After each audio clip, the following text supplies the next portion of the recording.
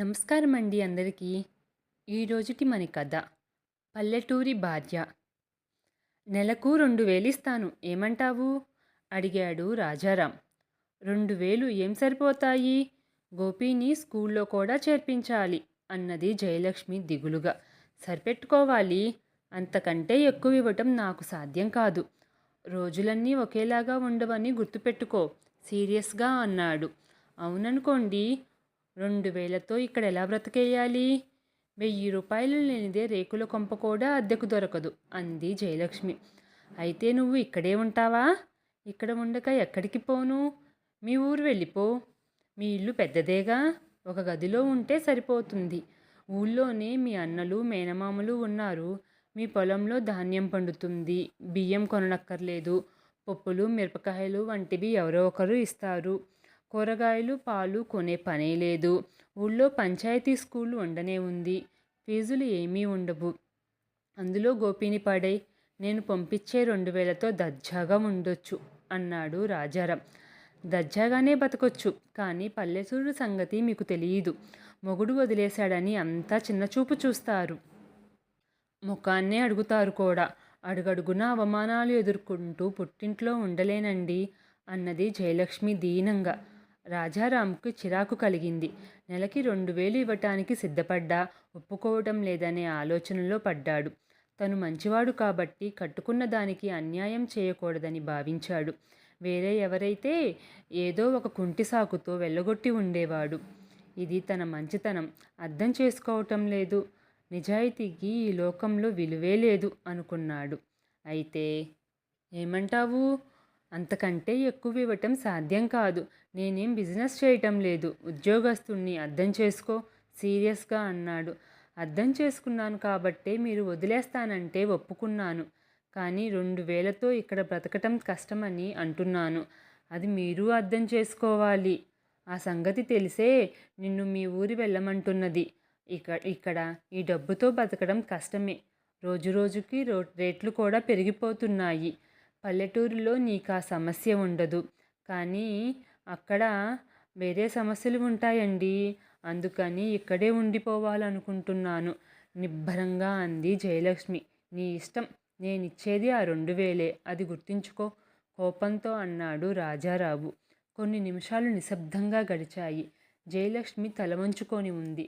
రాజారాం ఆమె వైపు చూస్తూ ఉన్నాడు. అతనికి కొన్ని క్షణాలు మనసులో జాలి వంటిది కలిగింది. తన భార్య మంచిదే, అమాయకురాలు కూడా. లేకపోతే ఆమెను వదిలేసి వేరే పెళ్లి చేసుకుంటానని అంటే ఏ గొడవ చేయలేదు. నేనెట్లా బతకాలండి పిల్లల్ని పెట్టుకొని అని మాత్రం అంది. అందుకే నెలకి 2000 ఇవ్వాలనుకుంటున్నాను. ఇలా కాకుండా అరచి గోల చేసి ఏడుపులు పెడబొబ్బులు పెట్టి ఉంటే కోర్టుకే పోతే నీ ఇష్టం వచ్చింది చేసుకో అని ఉండేవాణ్ణి. జయలక్ష్మి మంచిదే, కానీ వాళ్ళ ఊరు వెళ్ళిపోవటానికి ఒప్పుకోవటం లేదు. అదో తలనొప్పిగా ఉంది. నిజానికి 2000తో ఒంటరి ఆడది పిల్లోడిని పెట్టుకొని ఈ సిటీలో బతకటం ఎంత కష్టం. ఏం మాట్లాడవేం రెట్టించాడు రాజారాం. సరేనండి, మీ ఇష్టం వచ్చినట్లు కానివ్వండి తల వంచుకొని చెప్పింది జయలక్ష్మి. అమ్మయ్య, ఒప్పుకున్నారు కదూ, ఇప్పుడు హ్యాపీగా ఉంది. మరి ఇంట్లో నుంచి ఎప్పుడు వెళ్తావు అడిగాడు రాజారావు. ఏదైనా గూడు చూసుకోవాలి కదండి, చూసుకొని వెళ్ళిపోతాను అంది. అదేదో త్వరగా చూడు అని వెళ్ళిపోయాడు రాజారాం. రాజారాంకి జయలక్ష్మితో పెళ్ళయ్యి 7 ఏళ్ళయింది. గోపి పుట్టి 3 ఏళ్ళయింది. పల్లెటూరి అమ్మాయని అయిష్టత చూపించిన తల్లి బలవంతంగా అంటగట్టిపోయింది. ఎలాగో కాపురం చేస్తున్న అందరి భార్యల్లా నాగరికత లేదని, ఫ్యాషన్ తెలియదని విసుక్కుంటూనే ఉండేవాడు. ఈ మధ్య అతనికి రాణి పరిచయమైంది. ఇద్దరి మధ్య ప్రేమ పుట్టింది. భార్యను వదిలించుకుంటే పెళ్లి చేసుకుంటానని కండిషన్ పెట్టింది రాణి. ఆమె తన సెక్యూరిటీ చూసుకోవాలి కదా అని. అది రాజారావు కూడా అర్థం చేసుకున్నాడు. తను రాణిని పెళ్లి చేసుకుంటానని చెప్పినప్పుడు జయలక్ష్మి షాక్ తినకపోవటం అతనికి ఆశ్చర్యం కలిగించింది. ఏదో ఒక రోజున తను ఆమెను వదిలించుకుంటానని మానసికంగా సిద్ధపడిందేమో అనుకున్నాడు. 2000 బ్రతికి ఒప్పుకుంది, కానీ తమ ఊరి నుంచి తండ్రిని అన్నదమ్ములను పిలిపించి గొడవ చేస్తుందేమో అని సందేహం ఏమోలో అతన్ని పీడిస్తుంది. ఈ సిటీకి వచ్చి వాళ్ళు తనను ఏమి చేయలేరు కానీ నలుగురిలో అల్లరవుతుంది, అంతకంటే ఏం లేదు. కానీ జయలక్ష్మి ఆ ప్రయత్నం కూడా ఏం చేయలేదు. ఒకరోజు సాయంకాలం రాజారాం ఆఫీస్ నుంచి రాగానే జయలక్ష్మి సామాన్ సర్దుకొని సిద్ధంగా ఉంది. మీకోసమే ఎదురు చూస్తున్నానండి, ఈ పూట వెళ్ళిపోతున్నాను అంది. మంచిది, సిటీలోనే ఉంటున్నావు కాబట్టి నెల నెలా వచ్చి డబ్బు తీసుకువెళ్ళు అని 2000 ఆమె చేతిలో పెట్టాడు. ఆమె తల ఊపింది. రాజారాం ఫ్లాట్ బయటకు వచ్చి ఏదైనా ఆటో ట్రాలీ కనబడుతుందేమోనని చూశాడు. అటువంటిదేమీ కనబడటం లేదు. సామాను ఎలా తీసుకువెళ్తావు? Auto trolley మాట్లాడుకోలేకపోయావా? పోనీ మన అపార్ట్మెంట్ వాచ్మెన్కి చెప్పినా తీసుకువస్తాడు కదా అన్నాడు రాజారాం. అక్కర్లేదండి, ఎదురు అపార్ట్మెంట్లోనే చూసుకున్నాను, రోడ్డు దాటటమేగా, దానికి ఆటో ఎందుకు అని నవ్వింది జయలక్ష్మి. జయలక్ష్మి చెప్పింది విని షాక్ తిన్నట్లు బిగుసుకుపోయాడు రాజారాం. తమ అపార్ట్మెంట్కి ఎదురుగా రోడ్డు అవతల ఉంది శాంతి అపార్ట్మెంట్. అందులో ఫ్లాట్ అద్దె 5000కు తక్కువ లేదు. తను జయలక్ష్మికి ఇస్తానని చెప్పింది నెలకు 2000. మరి 5000 అద్దె చెల్లించి అందులో ఫ్లాట్ ఎలా తీసుకుంటుంది? అతనికి ఏం అర్థం కాలేదు. నీకేమైనా మతిపోయిందా? అందులో ఫ్లాట్ అద్దె అంటే నెలకి ఎంత? 5000. అంత డబ్బు ఎక్కడి నుంచి తెస్తావు? నేనిచ్చేది 2000 తెలుసుగా సీరియస్గా అన్నాడు రాజారాం. నేను అందులో ఫ్లాట్ అద్దెకు తీసుకోలేదండి.